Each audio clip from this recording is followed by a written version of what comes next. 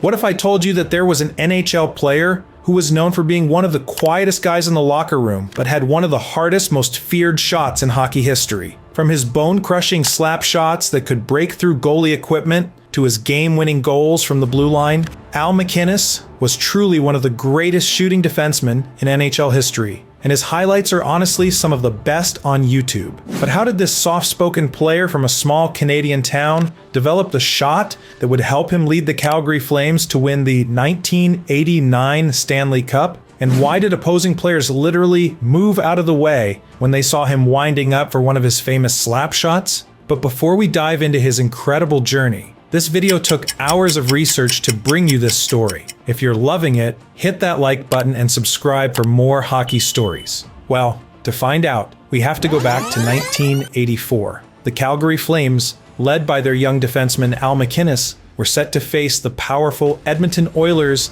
in the first round of the Stanley Cup playoffs. But how is it that a player who barely said 2 words during team meetings could become the guy everyone on the ice was afraid of? Well, Al, whose family ran a small farm in Port Hood, Nova Scotia, a tiny fishing town with just over 800 people, had spent countless winter nights shooting pucks at a piece of plywood his father had set up in their backyard. His dad, a quiet man himself who worked long days fixing fishing boats, never said much about hockey, but he made sure that makeshift shooting target was always there waiting for his son. The hours Al spent alone in that freezing backyard, firing puck after puck until his hands were numb, were crucial. While other kids his age were inside watching TV or playing video games, this shy farm boy was secretly developing what would become the most dangerous weapon in hockey. He never bragged about it, never talked about it, but by the time he made it to the NHL, opposing players had already started whispering about the kid from Nova Scotia who could fire a puck through a brick wall. Al's unique ability to stay calm under pressure was something his mother, Mary MacInnis, noticed early on. This quiet focus became his secret weapon. When other kids would get nervous during big moments, Al would take a deep breath and let his stick do the talking. At just 16 years old, playing for the Kitchener Rangers in junior hockey, Al was already making goalies nervous. His coach, Joe Crozier, had never seen anything like it. The kid would line up for a slap shot from the blue line, and you could actually hear the other team's players yelling heads up to their goalie. But what made Al's shot so special wasn't just the power, it was the accuracy. While most defensemen would just fire the puck as hard as they could and hope for the best, Al had spent so many hours in that backyard that he could pick corners from 60 feet away. His teammates at Kitchener quickly learned that when Al wound up for a shot, you better get out of the way or get in front of the net to tip it in. During one game against the London Knights, Al fired a slap shot that broke through the goalie's catching glove and still went in the net. The goalie had to leave the game because his hand was too sore to continue. Word started spreading around junior hockey about this quiet kid from Nova Scotia who had a cannon for a shot. But here's the thing. After games, while other top prospects would talk to scouts and reporters, Al would quietly pack his gear and head straight to the team bus. He let his play speak for itself. He scored 38 goals and had 64 assists in just 68 games. Incredible numbers for a defenseman. But it wasn't just the offense. Al had also become one of the best defensive players in junior hockey, using his hockey smarts to always be in the right position. The combination of his deadly shot and his solid defensive play made him exactly what NHL teams were looking for. On June 9th, 1981, at the NHL Draft in Montreal, something interesting happened. The Calgary Flames had the 15th pick in the first round, and when it was their time to choose, they called out Al MacInnis' name.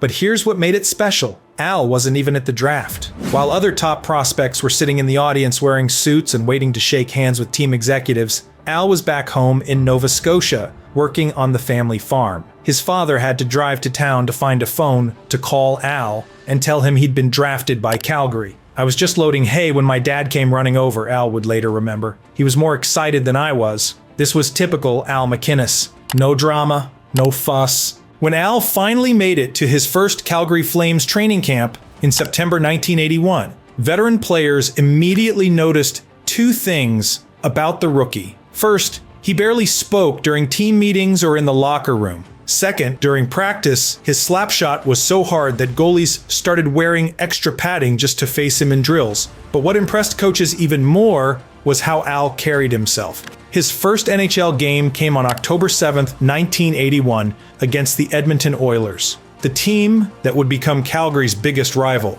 Al was nervous, but he didn't show it. Late in the second period, with Calgary on the power play, Al lined up at the blue line and fired one of his trademark slap shots. The puck flew past Oilers goalie Grant Fuhr so fast that it left everyone stunned. That goal announced to the NHL that Al MacInnis had arrived, and he was going to be a problem for every goalie in the league. By the late 1980s, Al MacInnis had become the player every team feared most in the playoffs. But it was during the 1989 Stanley Cup playoffs, where this quiet defenseman from Nova Scotia would prove that sometimes actions really do speak louder than words. April 5th, 1989, Game 1 of the first round against the Vancouver Canucks. With Calgary trailing 2-1 in the third period, Al lined up for what looked like a routine slap shot from the blue line. What happened next shocked everyone in the arena. Al's shot was so hard and so perfectly placed that it not only beat Canucks goalie Kirk McLean, but it actually dented the back of the net. That goal tied the game and gave Calgary the momentum they needed to win in overtime. But the real magic happened during the Stanley Cup Finals against the Montreal Canadiens. Game 6, May 25th, 1989, at the Montreal Forum. One of the most intimidating places to play hockey in the world. Calgary needed just one more win to capture their first Stanley Cup in franchise history. The Canadiens, desperate to force a Game 7, were throwing everything they had at the Flames. With the score tied 1-1 in the second period, Al found himself with the puck at the blue line. The Forum crowd was so loud that players couldn't hear each other shouting instructions. But Al didn't need to hear anything. He had been in this exact situation thousands of times in his mind. He wound up for his signature slap shot, and this time something incredible happened. The puck flew so fast past Canadiens goalie Patrick Waugh that it actually broke the water bottle sitting on top of the net before going in for the goal. Waugh, who was known for being unbeatable in big games, just stared at Al in disbelief. When the final buzzer sounded, Al MacInnis had done something no defenseman had ever done before. He led his team in scoring during a Stanley Cup Championship run with 24 points in 22 games. But here's what made it even more special. He did it while playing the toughest defense in the playoffs. While other players were celebrating and giving interviews, Al quietly gathered his equipment and headed to the locker room. When reporters finally caught up with him, all he said was, "The team won, that's all that matters." 3 days later, Al became the first defenseman in 19 years to win the Conn Smythe trophy as the most valuable player in the playoffs. What Al accomplished during those playoffs changed how hockey teams thought about defensemen forever. Before Al, most defensemen were expected to just clear the puck out of their own zone and maybe help out on offense once in a while. But Al proved that a defenseman could be the most dangerous offensive weapon on the entire team. NHL coaches started looking for defensemen who could shoot like Al, and hockey schools began teaching young players that a hard, accurate shot from the blue line was just as valuable as any other skill in hockey. After winning the Cup with Calgary, Al's legend only continued to grow. In 1994, he was traded to the St. Louis Blues, where he would spend the next 10 years proving that his success wasn't just a one-time thing. At age 37, when most hockey players are thinking about retirement, Al was still firing 100-mile-per-hour slap shots that made goalies nervous. During the 1999 All-Star Skills competition, Al fired a slap shot that was clocked at 103.4 miles per hour, a speed that wouldn't be matched for over a decade. But the numbers Al put up during his career tell only part of the story. He finished with 340 goals and 594 assists for 934 points. Incredible numbers for any player, but almost unheard of for a defenseman. He played in 13 All-Star games and was named to the first All-Star team 3 times. In 1999, he was ranked as the 75th greatest player in NHL history. And in 2007, he was inducted into the Hockey Hall of Fame on his first year of eligibility. During his Hall of Fame speech, Al kept it short and simple, just like always. "I was lucky to play the game I loved for 23 years, he said. "Thank you to everyone who helped me along the way."